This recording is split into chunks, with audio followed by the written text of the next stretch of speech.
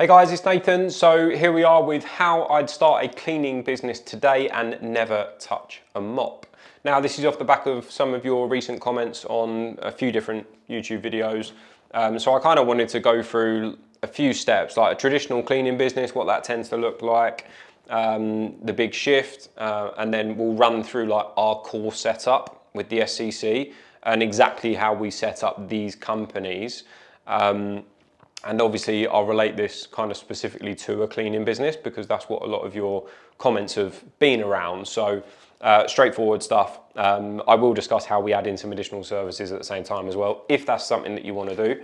But I know the guys that are, some of you are already running cleaning companies and you want to understand how I would look to set that up. And again, what I would do if I was just going to run a cleaning business at the same time as well. So traditional cleaning business, there's kind of two core setups. One is that you do the work yourself. You're a self-employed cleaner essentially, and you run the business day to day, and you do all the work yourself. The second is where you're managing cleaners. So you take on staff, you take on PAYE. PAYE staff get applied to all the different jobs or contracts or whatever kind of work you're taking on. You might have just a domestic focus, you might have a commercial focus, you might have a mixture of both worlds, which is great. Now, obviously the trouble is that you're wearing all the hats in the business still. So it's very hard to essentially work on that business when you're either doing the work or you're managing the cleaners or you're doing a bit of a hybrid setup where you're doing the best of both worlds. Yeah, essentially you're doing everything, which for me is obviously a recipe for burnout with one of these companies if you don't know how to do that properly. Because obviously there are massive companies that run a staffing model. Yes, I know it can be done, but I also know the margins are absolutely tiny. And some of these companies run off a 3% profit margin, to give you an example. So the big shift for me is running one of these businesses where you work on the business. You have a contractor model, which I'll discuss later in the video, where the contractors actually do the work for you. And then we integrate systems that actually run the business, standard operating procedures and things like that, which in turn gives you the freedom that you should have when you're running your own business, whether that be time, location, obviously finances come along as you grow the business, and you know the freedom that actually should be there by being a business owner. So that for me is a big shift in comparison with a traditional cleaning business. Now, a traditional cleaning business is personally something that I don't teach. I think there are much bigger benefits to running it with like our core setup essentially. The margins are better, and again the freedom element for me is simply why I want to be in business. It's the reason why I will never work a 9-to-5 ever again. So when we're looking at the core SCC setup, there's a few steps that we take a look at. These can be expanded a lot more in depth, and if you want to see these steps more in depth, I created a Netflix series which you can go and watch on our YouTube channel. It's a 5-part Netflix series essentially, which obviously goes into this a lot more in depth. But to give you an understanding of the structure of this, the first thing that we take a look at is an online setup framework. Now, an online setup framework can be as basic as you want, or it can be a little bit more in depth. We kind of hit a middle ground with this. So we start off with a website. Now at the SCC, we actually do your website for you. I appreciate not everyone is good at creating their own website, or they might not have the money to create their own website. So in line with our mentorship, we actually do your website for you. Then there's a Google My Business profile set up. Now Google My Business is a really, really good tool for organic purposes, and essentially gets you ranking on Google. We can link it up to our website, and then essentially that is pretty much an online setup framework done. It's a little bit more complex than, you could just be running a landing page or something like that, but we know this is the best practice in order to start generating organic leads into the business. Then there's trust signals. So trust signals, things like reviews, testimonials, case studies, projects, before and after pictures, that kind of thing. That's what we want to develop into our online setup framework pretty quickly. We have ways of helping out with reviews in our community setup and things like that, because it is good to have some reviews online pretty quickly. And it's very easy, obviously, as you begin to start taking on work, that the reviews go into the business really, really quickly anyway, and we start to build them up. Then there's your general admin. So I'll include this in the online setup framework, but basically this is just normal setup. if you're in the UK, you're looking at setting up a limited company, or you're in the US, you're running an LLC. And then things like an accounting software, insurance, you can run a virtual landline setup, you can run a virtual receptionist setup. If you're working in a 9 to 5, you might not be able to take calls all the time. So we look at all these different setups, which again allows you to work on the business, not be a receptionist if you like. So that's our online setup framework where we integrate. This is the first stage of the setup of these businesses. The second and the third kind of come together at the same time, but I'll run through them separately. So the second is a lead generation engine. Now a lead generation engine, the reason why we call it an engine is because an engine has lots of moving parts. And numerous different parts can be integrated into that engine to improve it.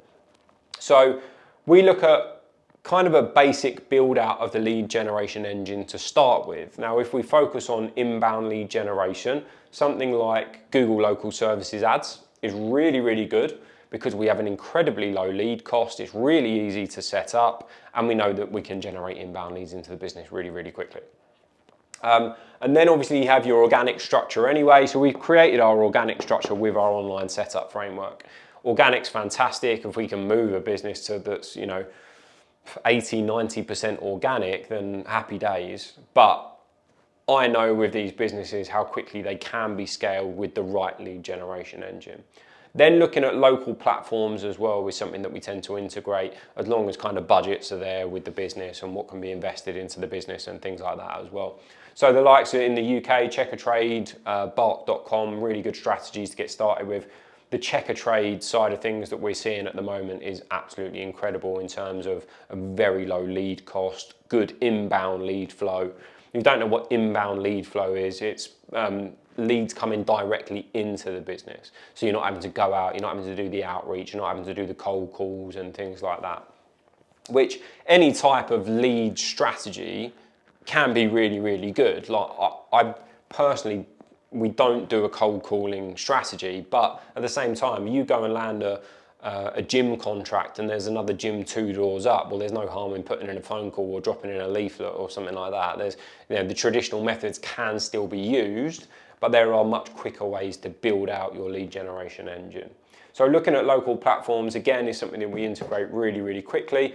And then we have roughly about 8 to 10 different sales strategies now that can be introduced into the lead generation engine. It's just a case of, as we begin to build out this engine, we see what parts we need to fit into it and what's working best, which is the best way to kind of describe it. So from there, we look at service selection. So I've just realized that I've done these completely wrong. So we'll change this to 3, we'll change this to 4. As you know, if you see my YouTube videos, I don't like to go back and start editing them all again. So we'll crack on. So service selection, my apologies, is actually something that will come after the online setup framework, and then we move on to our lead gen and contractor model. So in terms of the service selection, if we're coming back from, we've done our online setup framework, we moved through to our service selection. We can do a mixture of residential and commercial services into the business because there are numerous different services, specifically cleaning, that can be applied to both sectors. So your end of tenancy cleans, your deep cleaning, windows, gutters, hard floors, carpet cleaning, the list goes on. There are numerous different services that we can integrate into this.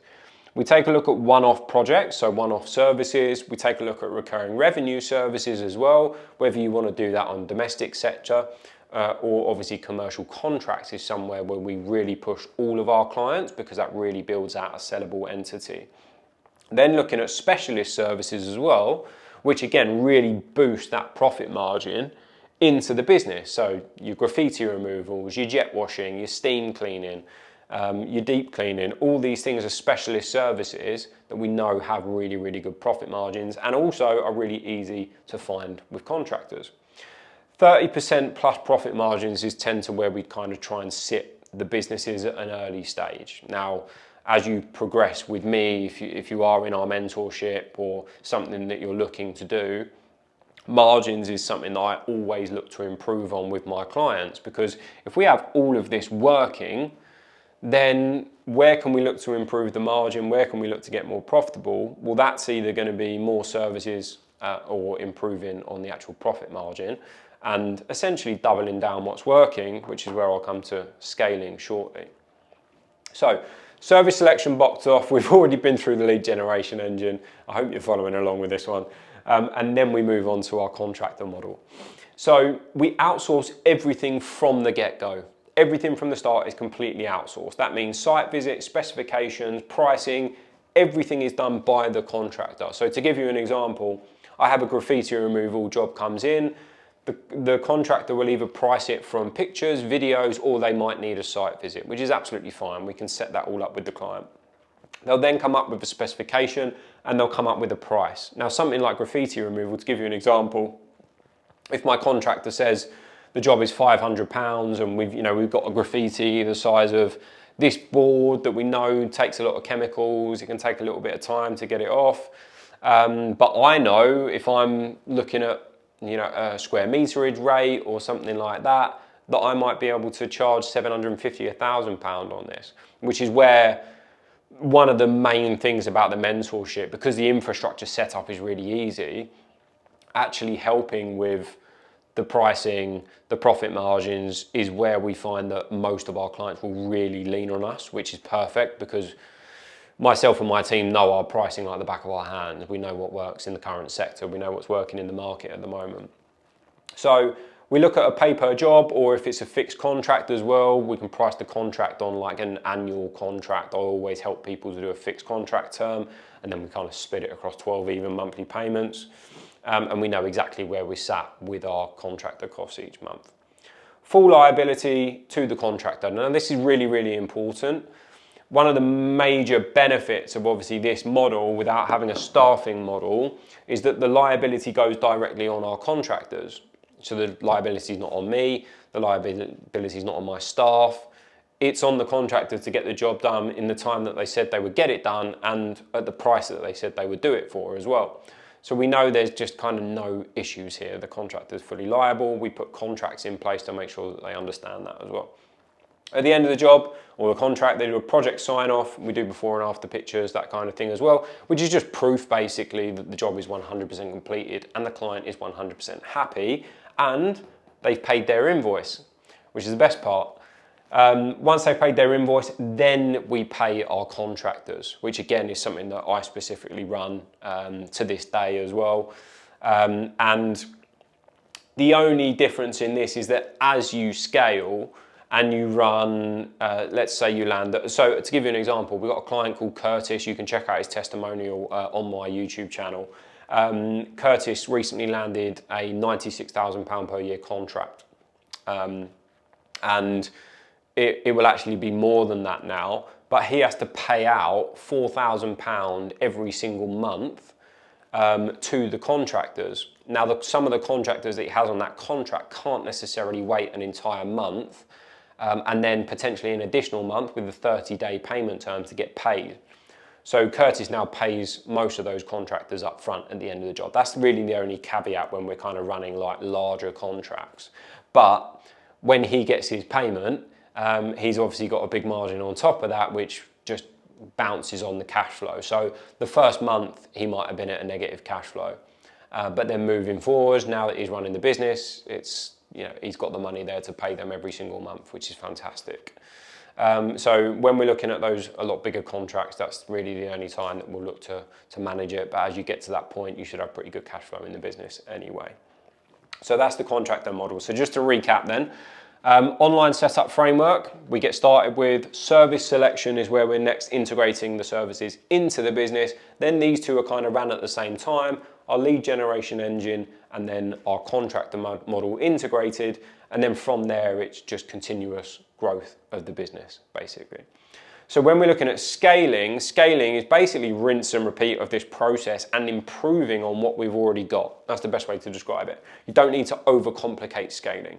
We can take a look at new locations. We would need to onboard more contractors. We look at improving on the profit margin, and then we look at potentially integrating more services into the business to essentially expand our portfolio of services.